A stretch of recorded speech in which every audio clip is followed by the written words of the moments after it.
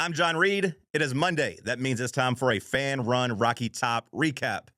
Tennessee football, a sluggish but dominant performance against New Mexico State as they get out in those kind of gaudy, smoky gray uniforms, 42-9. The defense scored another touchdown. The offense, But the story coming out of the game was sophomore defensive back Boo Carter being told, hit the road, Jack, and don't you come back, as he was dismissed from the team.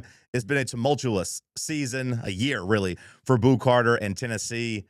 In hindsight, I think Tennessee would have been much, much better suited just telling him to kick rocks in the offseason, maybe keeping Jacoby Thomas around, as he seems to be a really good college football player and wanted to be a Tennessee Vol. The ugly win against New Mexico State sets up a big game, Florida week.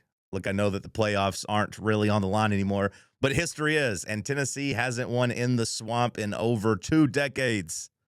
It's the last crack at it in terms of Tennessee and Florida being annual rivals. So it's a big one. Tennessee not coming in feeling very good about themselves. Florida did a game last weekend where they played hard and almost beat Ole Miss. We'll see if they're able to replicate that and play well again now that they have, I believe, 7 losses on the season. For Tennessee basketball, it's back to the hardwood tonight inside Thompson-Boling Arena at Food City Center as they play Rice. I believe 27.5-point favorites.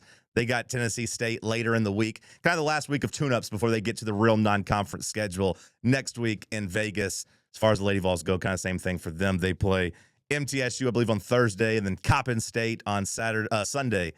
The Lady Vol soccer team, their season came to an end over the weekend as they lost to North Carolina. All right, that brings you up to speed. Let me know what you think in the comments. Is Tennessee going to drain the swamp and end the streak down in Gainesville? Let me know, and as always, follow along for more Tennessee Vols coverage.